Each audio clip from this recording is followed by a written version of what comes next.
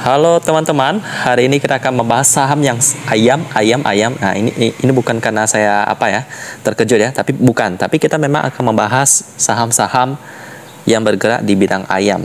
Mayoritas ayam sih, tapi ada juga yang bergerak di bidang peternakan lain seperti sapi sebagai sambilan lah ya. Tapi memang mayoritas konsumsi di seluruh dunia itu adalah ayam. Jadi perusahaan ayam memang sangat menjamur sekarang ya. Bahkan dengan banyaknya perusahaan-perusahaan ini, ternyata perusahaan ini masih bisa profit loh. Jadi mereka ini punya pasarnya masing-masing. Jadi nggak perlu bersaing harga. Jadi masih bisa cuan. Tapi ada satu perusahaan yang malahan mengalami kerugian ya. Di mana mayoritas pendapatan mereka datang dari pembuatan pakan ternak. Memang mereka ada buat peternakan, cuman mayoritas pendapatan mereka itu dari pakan, tapi ternyata mereka mengalami kerugian. Ya mungkin saja karena kenaikan harga bahan baku kali ya, karena jagung kita tahu sendiri dalam pembuatan pakan itu ada pakai jagung ya. Biasanya jagung itu diimpor dari luar negeri dan sekarang kita tahu harga-harga di luar sana terjadi kenaikan. Jadi mungkin itu yang membuat perusahaan tersebut merugi. Kita akan bahas satu persatu dari keempat perusahaan ini, ada saya sudah rangkum. Seperti biasa dari judulnya, juara pertama kita adalah JPFA, disusul oleh WMUU, lalu ada CPIN, lalu yang terakhir adalah MAIN. Nah, ini perusahaan terakhir yang mengalami kerugian. Kita akan membahas dari yang pertama dulu, yang terbawah, yakni adalah MAIN. Malindo Feed Mill Tbk dengan kode emiten MAIN atau MAIN. Kita mulai dari beritanya dulu sih, aman-aman aja. Kita lihat sejarahnya ya. Di mana mereka didirikan cukup masih baru juga. Tepatnya pada tahun 97 ya. Berbeda dengan Java yang udah lebih lama, tapi ini udah termasuk umur yang sudah cukup matang. Lalu tahun 2000 mereka memasuki bisnis produksi pakan ternak di Indonesia ya, yang menjadi bisnis utama mereka, yang mengambil bagian pendapatan perusahaan sampai 50-an%. Gede banget. Sisanya baru ada peternakan dan lain-lain. 2001 mereka mendirikan entitas anak PT Bibit Indonesia. 2003 melakukan ekspansi ke Jawa Timur dengan mengakuisisi pabrik pakan ternak di Surabaya. Ya, banyak sekali pakan ya. 2006 mereka melakukan IPO. Lalu 2007 mendirikan PT Prima Fajar, entitas anak yang bergerak dalam bisnis ayam pedaging. Nah, ini yang menjadi diversifikasi mereka melalui kemitraan. 2008 mereka menerbitkan obligasi 1 Malindo, lalu juga membangun pabrik pakan baru, sekali lagi pakan ya, di kawasan industri Cikande, Banten. Lalu mereka mengakuisisi PT Leong Ayam 1 Primadona. 2013 melunasi obligasi pertama Malindo yang tadi. Lalu Malindo juga memulai bisnis pengolahan makanan melalui entitas anak PT Malindo Food Delight. 2014 memperoleh surat persetujuan untuk mengadakan saham tambahan atau right issue ya, AMETD. Lalu pabrik pakan ternak di Grobogan, Jawa Tengah beroperasi. Lalu dimulainya pembangunan pabrik pakan lagi di Makassar, Sulawesi Selatan. Lalu pembangunan breeding farm dan komersial farm baru. 2015 pabrik pakan di Makassar beroperasi. Lalu perseroan melakukan penawaran umum terbatas 1 untuk menerbitkan hak memesan efek terlebih dahulu ya. Nah, jadi kita lihat dari tahun 2014 ya, mereka bangun pabrik. 2015 sudah bisa beroperasi, cepat banget ya. 2017 mereka membangun pengering jagung di pabrik pakan Makassar dan Surabaya, dan juga memasuki tahun ke-20 dalam beroperasi di Indonesia ya. Lalu pada tahun 2018 membangun tambahan pengering jagung di pabrik pakan Makassar, lalu membangun breeding farm di Jawa Tengah dan Kalimantan Timur, dan melakukan modernisasi kandang peternakan ayam broiler. 2019 dimulainya pembangunan 5 silo baru di pabrik pakan Malindo Grobogan, dan sudah selesai pembangunannya pada bulan Maret 2020. Lalu mengoperasikan tambahan pengering jagung di pabrik pakan Malindo Makassar, lalu membangun peternakan ayam pedaging dan penetasan ayam di Sumatera Selatan. 2020 mereka ekspor perdana Sandigort ke Jepang. Lalu Malindo Plant Cikande menerima penghargaan RSCP dari PBB. Nah, gitu ya. Lalu bisnis-bisnis apa aja sih yang mereka lakukan? Ya. Yang pertama, pastinya pabrik pakan dong, menyumbang sebesar 58,7% penjualan di tahun 2021. Gede banget ya, setengahnya, melebihi malahan. Lalu yang kedua, pertanian komersial ya, penetasan hingga peternakan itu. Ini menyumbang sekitar 21,5%. Ya, sisanya lah ya. Peternakan dan pembibitan juga ada. Dia menyumbang 18,2% pendapatan daripada main tahun 2021. Lalu ada juga ini makanan olahan.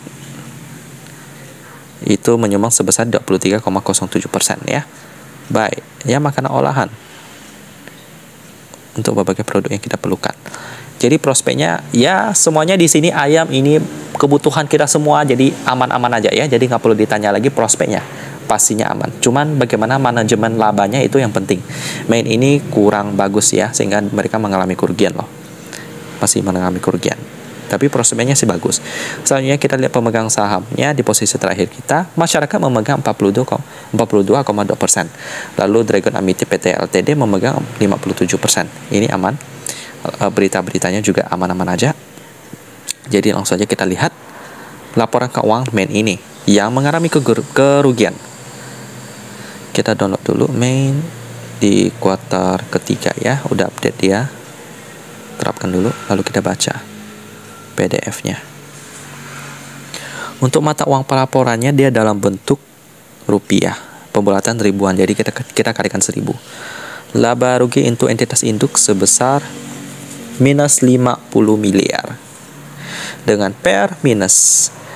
Liquidity masih oke, masih aman. Kita coba cek aset lancarnya sebesar 2,7 triliun. Liabilitas jangka pendek 2,5 triliun, beda tipis tapi masih oke aset lancarnya. Turnover hariannya 193 juta rupiah, cukup sepi, jadi kita skip dulu ya. Ini perusahaan juga masih belum laba. Kita lanjut ke posisi ketiga kita, ada Charon Pokpen Indonesia Tbk dengan kode emiten CPIN, atau kita panggil aja CPIN. Lanjut ke perusahaan yang ketiga. Untuk sejarahnya sekilas, jadi mereka ini didirikan di Indonesia dengan nama PT Charon Pokpen Indonesia Animal Feed Mill Co Limited ya, tahun 72. Untuk bisnis mereka pastinya tentang ayam, pembibitan ayam ras, lalu ada potong juga, dan juga mereka ada membuat satu makanan yang kita kenal ya, biasanya nugget Fiesta. Untuk prospeknya juga aman-aman aja. Selanjutnya kita lihat dari pemegang sahamnya, porsi masyarakatnya 44,47%. Ini aman. Lalu ada Charon Pokpen Indonesia Group memegang 55%. Beritanya juga oke-oke aja. Kita langsung aja lanjut ke laporan keuangannya yang sudah update sampai kuartal ketiga. Ya wajib sih udah laporan sampai kuartal ketiga karena sekarang udah bulan Desember. Kalau belum sih udah itu sangat mengecewakan sih. Tapi mayoritas sudah mulai melaporkannya, termasuk Jepin ini. Kita lihat laporan keuangannya. Mata uang pelaporan rupiah pembulatan jutaan. Jadi kita kalikan 1 juta. Laba rugi untuk entitas induk sebesar 3,1 triliun.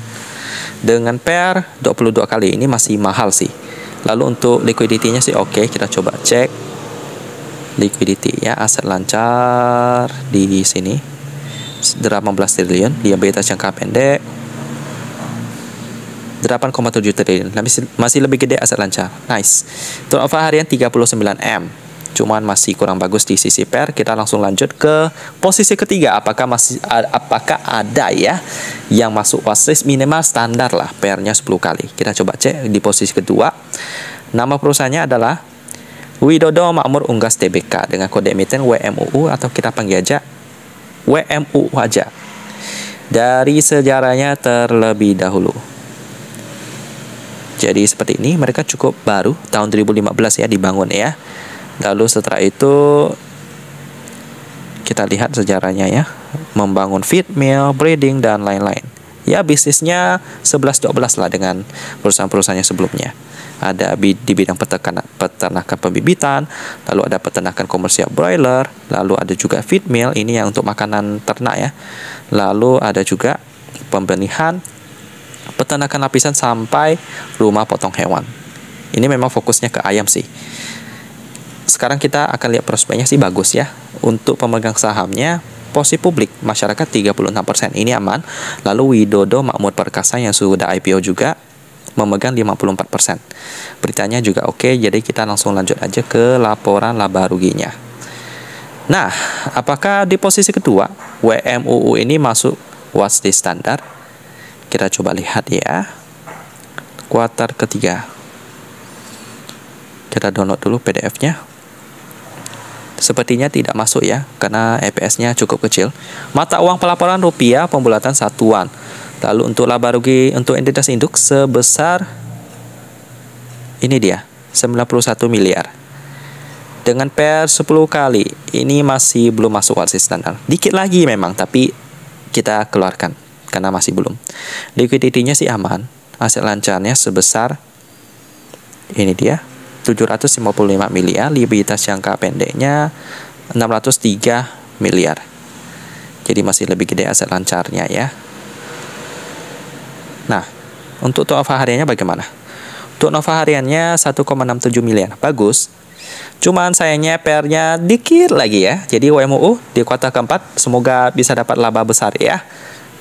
Selanjutnya di posisi pertama bagaimana? Nah, saya kasih spoiler dikit deh. Ada satu yang lolos, yakni JPFA ya. Dia masuk watchlist standar. Tapi belum masuk watchlist premium sih. Tapi dikit lagi.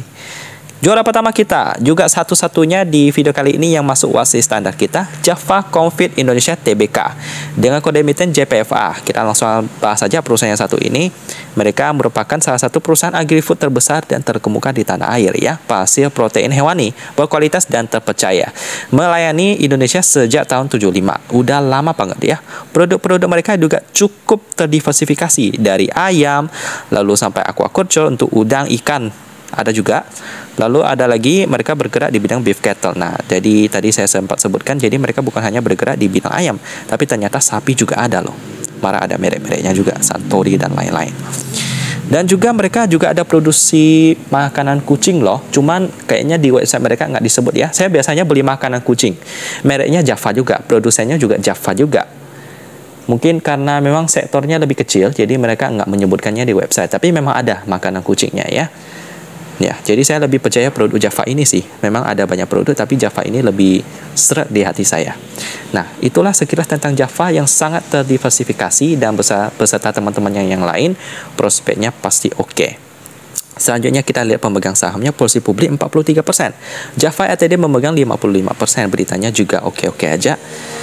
Nah ini adalah CEO dan ownernya yang meninggal kemarin ya. Ya, turut berduka cita buat keluarga juga. Jadi sejarah Java ini udah lama banget. Jadi Handoyo Santosa ini merupakan anak daripada pendiri Java juga. Ya, jadi udah 2 generasi sampai 3 generasi dihandle oleh keluarga daripada pendiri Java ini ya. Mantap banget. Jadi memang perusahaan ini juga sangat profitable. Manajemennya sangat bagus. Ini dia ya. Nah, kabar duka. Meninggal dunia pada Minggu 25 September 2022. Mengawali karirnya sebagai manajemen di divisi minyak nabati di Tanjung Perak, Surabaya. Bertanggung jawab atas kegiatan operasional harian di divisi tersebut. Lalu mengisi kursi direksi tahun 89, posisi sebagai wakil direktur utama. Ya, tahun 97 diangkat menjadi direktur utama. Wow, jadi gitulah sekilas tentang salah satu CEO daripada Java. Sekarang kita akan masuk ke laporan keuangan daripada Java ini. Di kuartal ketiga pastinya, karena udah update. Kita langsung download di PDF-nya. Kita bandingkan dengan yang ET Business. Untuk mata uang pelaporannya dalam bentuk rupiah, pembulatan jutaan. Jadi kita kalikan 1 juta. Untuk laba rugi untuk entitas induk sebesar di sebelah sini ya. Kita kalikan 1 juta, 1,4 triliun. Dengan PR 7,9. Nice. Liquidity-nya juga oke. Kita coba lihat. Aset lancar sebesar ini dia 17 triliun, likuiditas jangka pendek sini ya. 9,9 triliun. Masih lebih gede aset lancar. Turnover harian juga bagus banget 27 miliar. Jadi bagi teman-teman yang request 4 perusahaan ini, ada satu yang boleh masuk ya, yakni Java. Jadi silakan diversifikasi dan memakai uang dingin. Wah, baiklah, demikian pembahasan 4 perusahaannya, udah cukup panjang juga. Saya tutup, semoga bisa membantu teman-teman. Dan kita ketemu lagi di video selanjutnya.